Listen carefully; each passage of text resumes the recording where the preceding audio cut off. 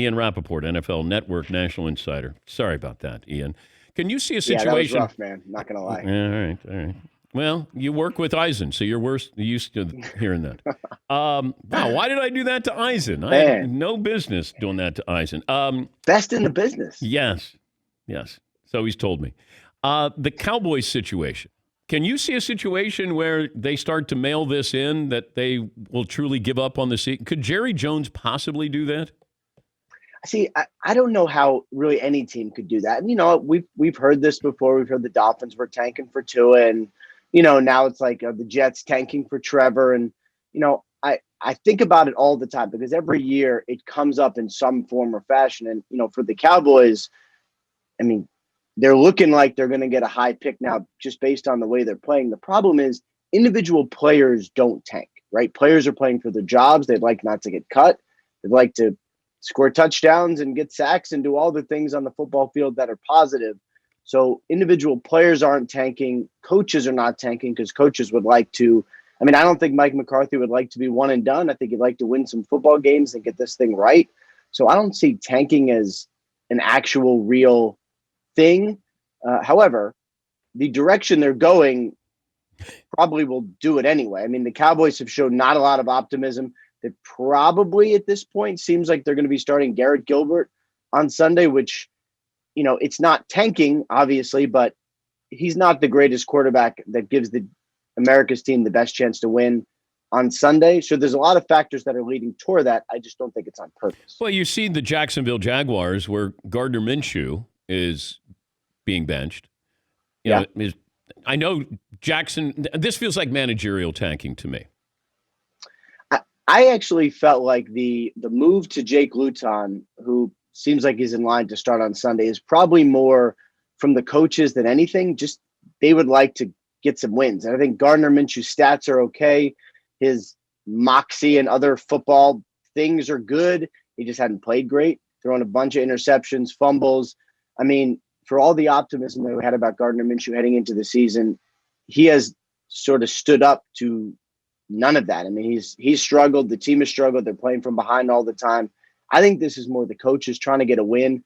Apparently, Jake Luton looks great in practice. I guess both the quarterbacks, Glennon and Luton, have looked better than Minshew in practice. So it's more the coaches being like, we need to get a win somehow to save this thing. Maybe this is the guy to do it. So they're kind of taking a shot with him. Why is this game being played tonight? Right. So I guess that's the big question that everyone has now. You have multiple COVID issues on both teams. You have A.J. Dillon for the Packers testing positive. You have Jamal Williams with a close contact. And now for the 49ers, you have Kendrick Bourne. You have Trent Williams, who's now a close contact. It is, and Brandon Ayuk, also one of the bright stars of this game, not playing. The reason it's being played is because no one else is at further risk. So you have the COVID issue with the Packers. You have the close contacts go away. No one else has tested positive. For the 49ers, you had one positive. They are able to examine the close contacts based on the Connexon bracelets that the players wear to see exactly who could possibly have been in close contact with them. And so you isolate those guys. They are out. And everyone else is deemed not at risk. So you're missing some big-time players, but you play on because it's 2020 and nothing is perfect, and no one is at further risk. Yeah, but we moved the Patriots game. It's not like this would be unprecedented to move it to Sunday. Would moving it to Sunday be a little fair to both of these teams? I'm just not sure why. I mean, first of all, they both are, you know, for Packers, it's running backs. For 49ers, it's receivers. So it's like they both have, in a weird way, it's kind of even. But the rules changed a little bit after the Patriots game was moved, right? The NFL went to a little bit of a stricter protocol. They isolated the high-risk close contacts. They did a better job of saying, instead of, all right, we're just going to push the game, it was like, all right, which individuals are at risk? Remove those guys, keep testing, and then we can play. Because in the end, the NFL wants everything safe, first of all, and then on schedule. And it's not perfect, but it seems, based on who's missing on both sides, kind of fair. So they will play on. What do you make of Bill Belichick being a little sensitive to the Patriots struggling, and he blamed it on, we went all in those last 5 years, winning Super Bowls, going to a Super Bowl losing, going to the AFC title game. What is he saying, and who is he saying it to? I liked it, and I know that he's getting some criticism. I've read it. I appreciated it because, one, when Bill Belichick talks the business of football, there's nobody better. So I like the fact that he's actually, instead of like monosyllabic answers after a press conference, I like the fact that he's actually explaining, right? Like, we ask these guys questions, you want an answer. It could theoretically come out as defensive. If it's defensive and explaining, I will take the explaining part. I think he's right because last year they did spend right up to the top in cash.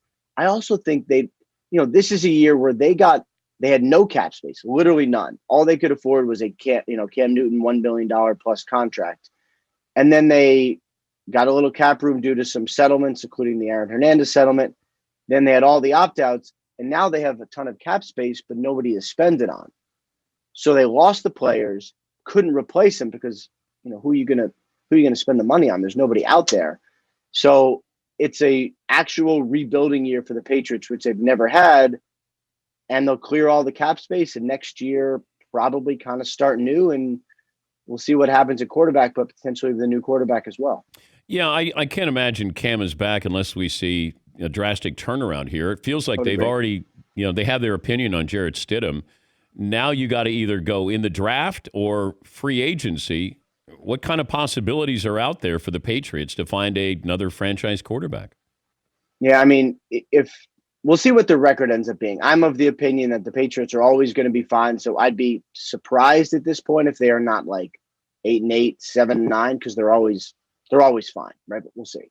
But if they have a high draft pick, could definitely take a quarterback. I mean, that's something we have not seen for real since Jimmy Garoppolo, and that was a late too. So I think we could see that. The options, if they don't take one in the draft, there's not a ton of them, but Sam Darnold would be potentially one, depending on how the Jets would do. Now, that would take the Jets trading their former franchise quarterback to the Patriots. Yeah, I don't know about that. I guess we've seen crazier things, but I mean, I don't know. And then, the rest of the guys you're looking at are franchise guys who may not be in a great place for their team. Matt Ryan probably stays. Kirk Cousins contractually probably stays.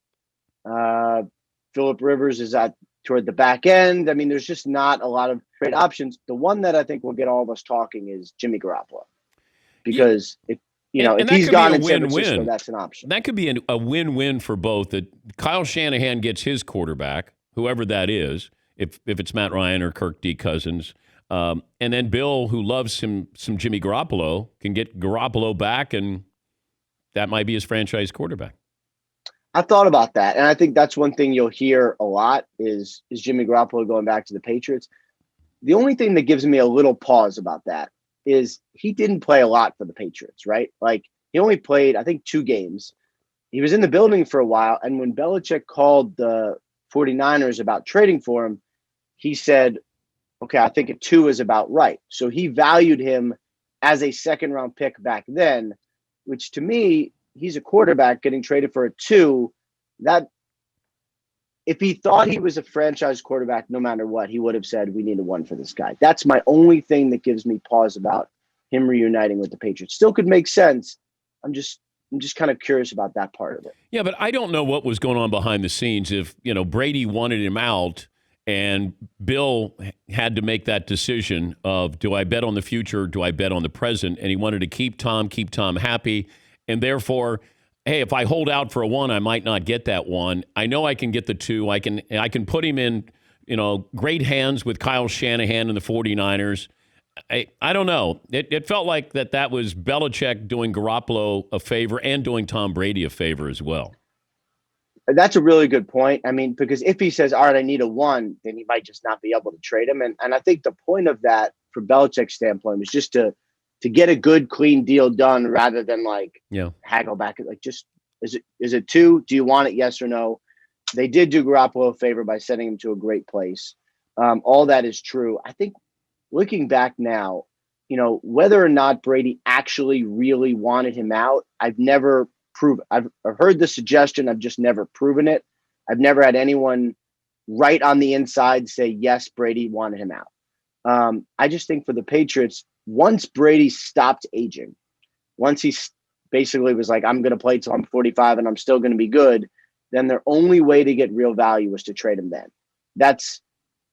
They hedged their bets by keeping Garoppolo for half a season. They were like, the only way we're going to get value, trade him now. We have to do it. That's my recollection of how it happened. What's the deal at the trade deadline that should have gotten done?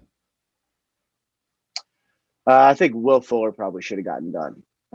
He's an electric talent. He's not always been on the field, but when he is, he's awesome. Packers could use a big play receiver to kind of take them over the top.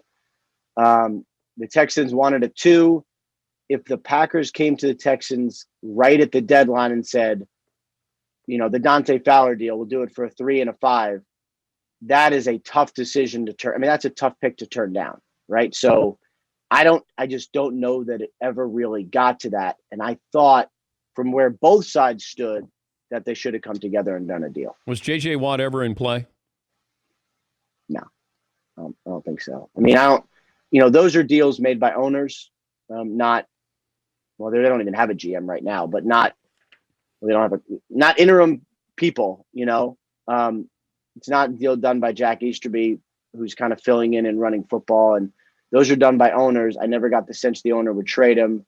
And I never got the sense JJ was like, you need to trade me. I think he wants to be there. He would just like the football team to be better. Is Michael Thomas playing Sunday night against the Buccaneers?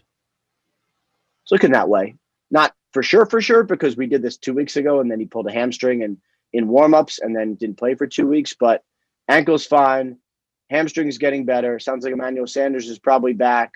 So we will actually see the Saints team as they should be. Now, they've still won games. They just haven't looked the same.